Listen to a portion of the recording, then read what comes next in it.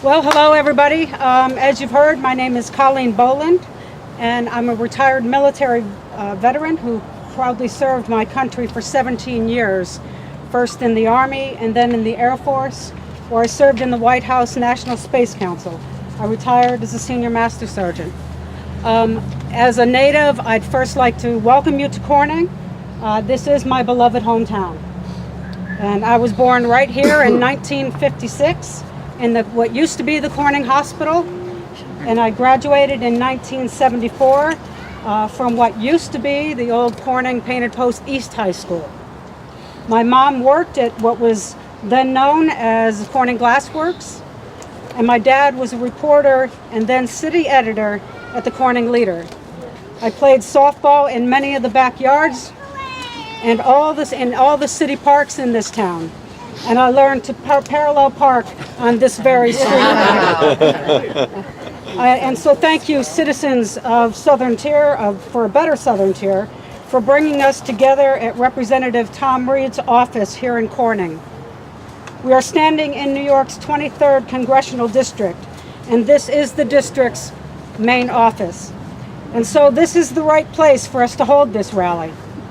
As we watch our president assault our nation's democratic institutions, gut our civil rights, and undermine our national security, and as we wait to learn whether 20+ million of our fellow citizens will be stripped of their health care coverage soon after the 4th of July weekend in order to grant huge tax cuts to billionaires, there is no better place to speak truth to power right here in Republican Tom Reed's 23rd district in his backyard. Yeah.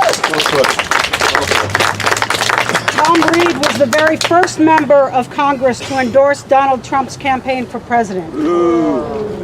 Then Tom Reed was handpicked for vice chair of the Trump transition team. And he now serves as Donald Trump's handmaid, cheerleader, and surrogate in Congress and on national media. In a recent interview on MSNBC, Tom Reed was confronted with the fact that a repeal of the Affordable Care Act would give the richest Americans, on average, a $37,000 tax break, while denying over 20 million people health insurance. Shameful. Shameful, yes. Tom Reed's response, and I quote, "There is no doubt I believe in reducing the American tax burden, and that includes what we've done in this bill." According to a Harvard University study, between 28,000 and 44,000 people will die each year if the current Affordable Care Act is repealed. If so, this means that before the next presidential election, more people will die in the United States of America due to this repeal than the number of soldiers who were killed in Vietnam. No way. I wonder, and I suppose you wonder as well, will we then erect a commemorative wall in Washington engraved with the names of those who died for lack of access to health care? As the Independent Journal Review noted with astonishment, consigning tens of thousands of people to death as a means to alleviate the tax burden of the wealthiest Americans appears to be okay for New York Congressman Tom Reed. Well, it's not okay for me.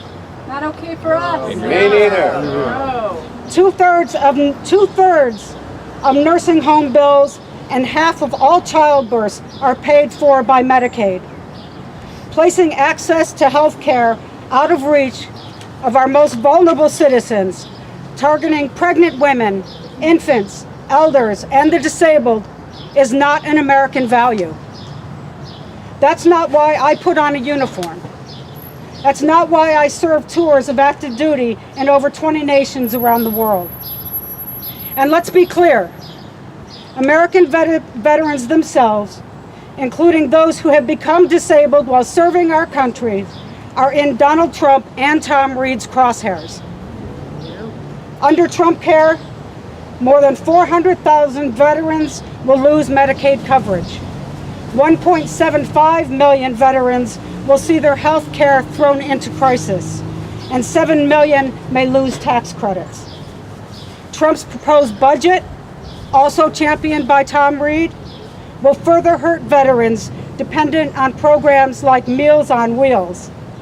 The Trump administration is also mulling over a plan to cut payments to disabled veterans. No. Makes no sense.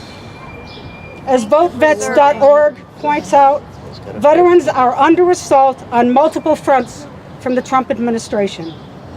And by speaking out about those concerns and for standing up for the rights of 500,000 veterans and their families, what response has Vote Vets received? They've been blocked from Donald Trump's Twitter account. Them too. So much for his recent claim that social media enables political dialogue. Meanwhile, the Trump administration is escalating military operations across the Middle East and placing our nation and the world on a drifting path to endless war. And meanwhile, the Trump administration pulls us out of the Paris Climate Accord and places our nation and the world on a drifting path to climate crisis, which our own military leaders have identified as an emerging national security threat, an accelerant to global migration and social instability, and a magnifying force for military conflict. This may all be okay for Congressman Tom Reed, but none of this, not one bit of this, is okay with me, the soldier who served my country faithfully and proudly, and now who faithfully and proudly serves as part of the resistance against the Trump agenda. Thanks to the unrelenting efforts of this citizen resistance movement, Senator Mitch McConnell was, just a couple hours ago, Yay. forced to postpone a vote on the Senate version of the Trump Care bill until after July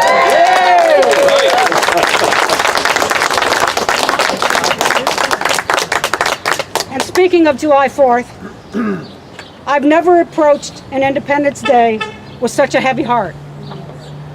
As I witnessed the ongoing erosion of our nation's democratic ideals and the ongoing normalization of corruption, self-dealing, and autocracy, I am weighed down with sorrow, shame, and outrage.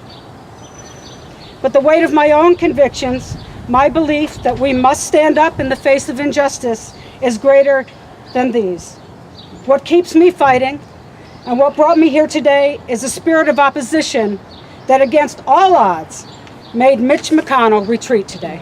Yeah.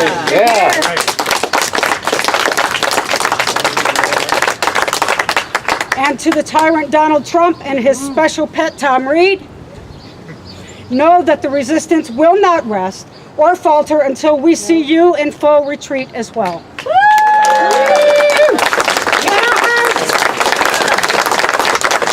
And a final message on behalf of, I believe, I haven't run this by Doug and Wayne here, but as a final message to those who might be tempted to thank us for our service, instead, I would ask you to please tell me how you are serving the resistance. I look forward to thanking you. And thank you very much for letting me speak to you today. Bravo. How do we get out of it?